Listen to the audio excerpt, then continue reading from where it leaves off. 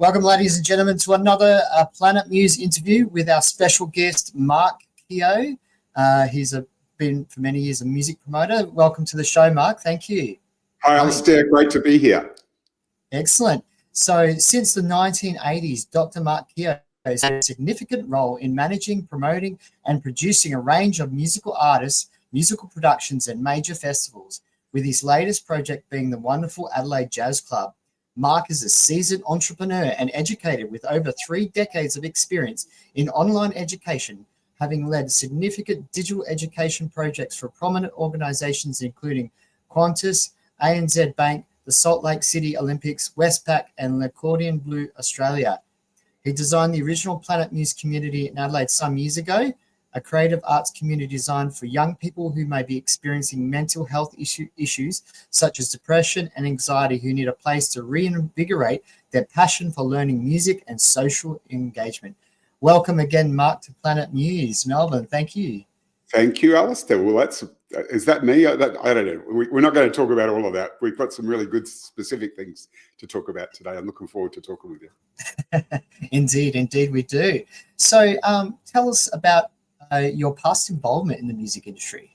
Well, it started when I was about 17 or 18 and my church youth group decided to run a concert in Murray Bridge on the River Murray at the Church of Christ.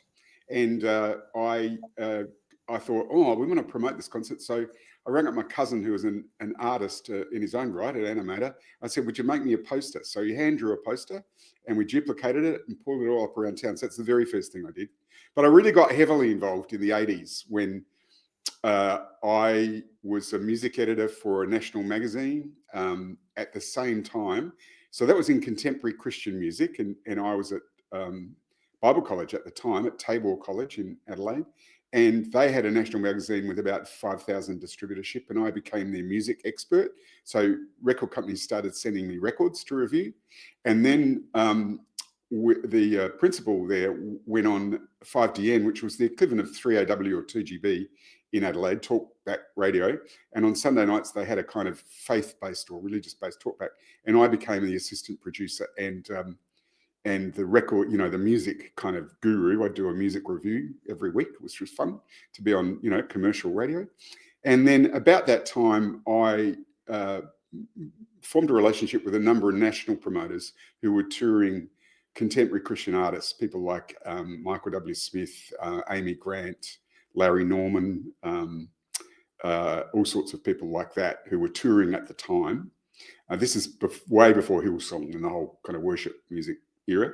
And so I'd just be the fixer. So I'd do any kind of production jobs needed. I'd pick them up at the airport, get them to their hotels. If they needed anything from a shop, I'd help them do that. I'd take them to the local wildlife park on the day off, that kind of thing. And then also on the day of the concert, made sure they had everything they need. So I used to be the connecting point between backstage and front of house, and make sure everything worked on the concert night. So I did that for 3 or 4 years in the mid 80s, and that sort of taught me heaps. I was never a professional; it was always a hobby, but I worked with some of the great professionals in the world who've gone on to great careers. So that was wonderful. So yeah, that's how I got started, and then I've really done bits and pieces like that for a very long time. In the 2000s, I picked up doing some fringe shows at the Adelaide Fringe, producing them, both Christian-based stuff and non-Christian secular stuff. And now the last few years, I've been the founder and operator of the Adelaide Jazz Club.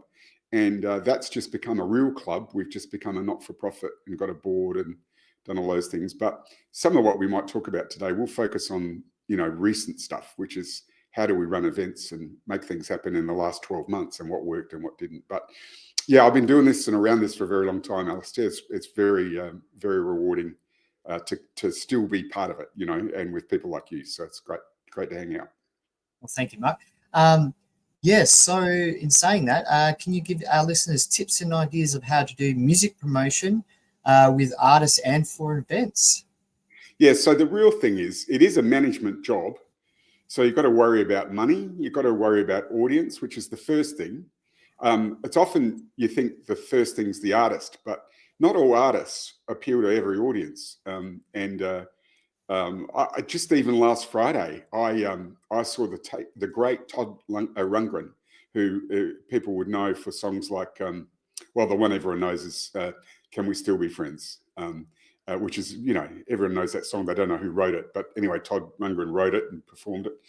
And because it clashed with the Fringe and a whole lot of other things going on in Adelaide, I saw this legend with 200 other people in a small venue and at a very low price. I couldn't believe it. It would be like, for me, that would be like seeing, you know, the Rolling Stones for, you know, with about 50 other people. So the problem is always audience. Like, have you got, who is your audience?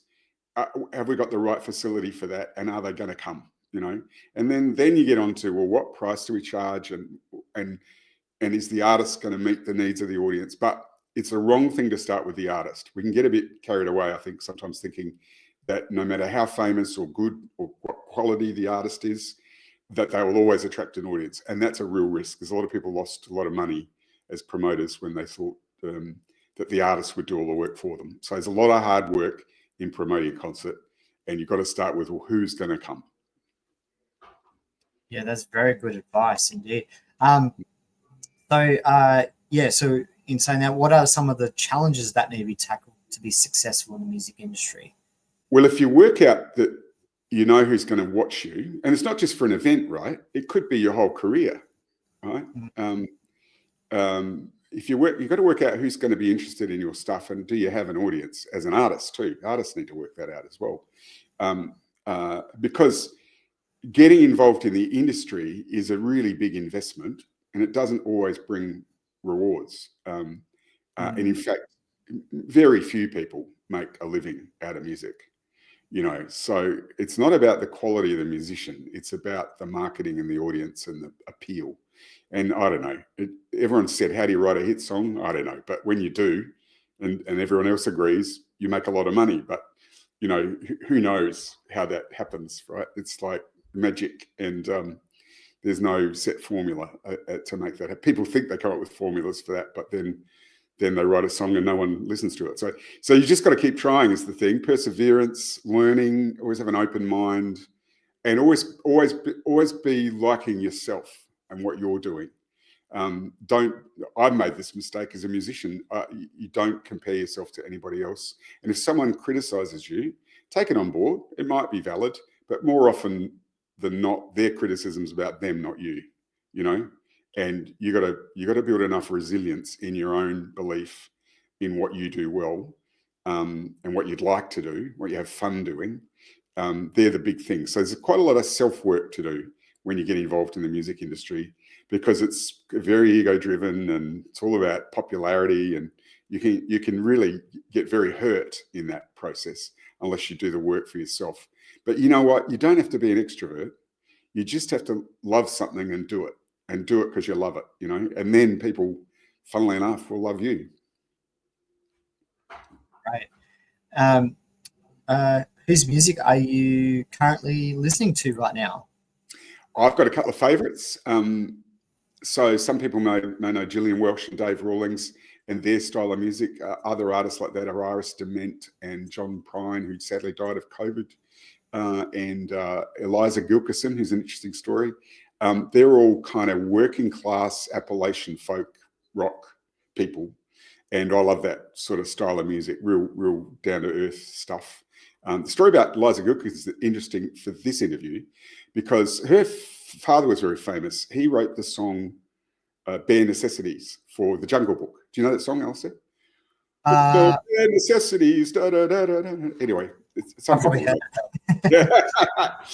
Anyway, he wrote that song, and she lived a pretty traditional life in Illinois, I think. Is married to a college professor, had children, and she didn't start her music career till she was 52, and she's now 72. And I dare you to look her up, Eliza Gilkison, on YouTube. She looks about 32, right? Because music really drives her. She's got the most beautiful voice. And so it took her a long time to get from having a famous father and a lot of talent to actually investing in her own career. So it doesn't matter sort of how or when you start. So she's a good example of someone I love. Check her stuff out. Fantastic. My favorite singer-songwriter is Elvis Costello. So I'm not on my own there. And I also love his wife, Diana Krall, who's very different to him, but they're great artists. And the other people I listen to are a lot of Celtic and French folk, 6/8 time stuff. So a couple of favourite artists, a Scottish lady called Karen Polwart, and another a band from Britain called Show of Hands. Again, they're all people I love. And the reason I mention them is that look at their careers. They're really interesting. It helps if you start when you're 15, but you don't have to. You can start when you're 70. It's just about saying it's my time for my artistic influence, and whatever that is. You can be a manager, a promoter, a musician, a singer, a songwriter. You just need to be who you are and make sure you're enjoying yourself, and not, as I've said earlier, not comparing yourself to others too much. Just do what you do. Yeah, that's really good advice there. And how has music helped you through the tough times? Oh, well, the thing's true. You and I were saying off air, right? I know your taste in music, right? And it's like loud and harsh for me. But I bet you go through the same experience I do, that as soon as you put on a record, it calms you down. Like it feeds your soul. Yeah. No matter what it is, no matter, whatever it is, Northwest grunge or something, whatever you're into. Might not be everyone else's cup of tea, but music always calms your soul and raises your serotonin levels and gets you back on some kind of even keel. And I think sometimes we forget to turn our music on too often. We just, everyone's in a meditation. Well, some of the best meditations just to make sure you listen to music for half an hour a day and really relax and enjoy the music. And it feeds your soul, I reckon. So I've had my ups and downs. I'm sure many people like us have. One of the reasons we started this whole thing was out of some really difficult experiences in my own family. So I think that's a simple piece of suggestion is that if you're really not feeling great, just find enough discipline to turn on some music. You don't need necessarily to do much else every now and then. Indeed, yeah. I think the world would be a boring place without music. That's for sure. Absolutely. It's funny. Music's a funny thing. It's a language all its own that reaches your heart, and soul, and that's fantastic. Yeah. And any thoughts you want to leave with the viewers before we finish today?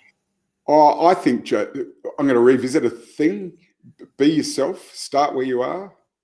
I'll tell you a story about my own daughters. They came to me in the lounge room one day in 2010 and said, we've written some songs. We can't play instruments. We think we're okay singers, but we don't know. We haven't studied. We haven't done any music practice or anything. But we'd love to record these songs. And I thought, a lot of people start with, I'd like to record some songs or I'd like to write a song. Well, that was in 2010. And we started a journey where we just recorded some demos, and then they wrote some more songs, and then they got some musicians to play with them. They couldn't play an instrument. They ended up being able to play instruments, but only a little bit. And they used a lot of backing tracks and got people to write sequences and stuff, and got little MIDI keyboards. And, they ended up looking like musicians actually on stage, but they never were. They're okay. My daughters play keyboard and a little bit of guitar. They're okay. But then no professional would say you're a musician worthy of your status as a musician. But, because they understood that they could write some songs and they believed in themselves, 4 years later, they played Glastonbury, right? There's not a lot of Australians who played Glastonbury. And they toured Europe. And it's about getting help for the things you're not good at and believing in the 2 or 3 things you are good at. So that's the stuff I would say is don't take someone else's advice either. Find out the thing you love to be, whether it's a songwriter or a singer or play a guitar or sit in the back and play bass. I just took up the bass recently. Like, I'm a pretty good guitar player, but I'd never played much bass, and I'm loving it. Like, it's like a whole new discovery of the role of a bass player in a band. And bass is pretty easy to learn, you know. So if you're looking for a role to play in a band, bass is probably the easiest thing to start with. So there's a lot of things like that you can do just to keep yourself going, and just make sure you like yourself while you're doing it. Don't look in a mirror and say, I'm not good enough. Never do that. You know, never do that. Just say, I like what I'm doing, and I'm still looking for my audience, and you just might find you have one. Yeah, that's fantastic. That's awesome. Yeah, so that's all we've got for time for today, ladies and gentlemen. Just a reminder that every Tuesday at 2:30 for our audience at the Camberwell Core Salvation Army in Melbourne, we have the Camberwell Soul Choir, and at 4 p.m. we have the Planet Muse program, and it is an optional thing where participants can opt in for the Certificate 3 in music. So we look forward to seeing you all there, and we will see you very soon. And thank you again, Mark, for coming into the show today to speak with us. It's a real pleasure to speak to one of the founding members of Planet Muse from back in the day. And it's a great program that our team has put together, and we're looking forward to working with you in the near future. And with this Planet Muse program, it's such a great thing. And just a reminder to the audience, it is a free program, all fully funded by charity under the Salvation Army banner, and it's just such a great program. And thank you again, Mark, and thank to our audience, and to everyone out there. Stay musical, and we'll speak to you very soon. And thanks, Alistair. Thanks for the opportunity.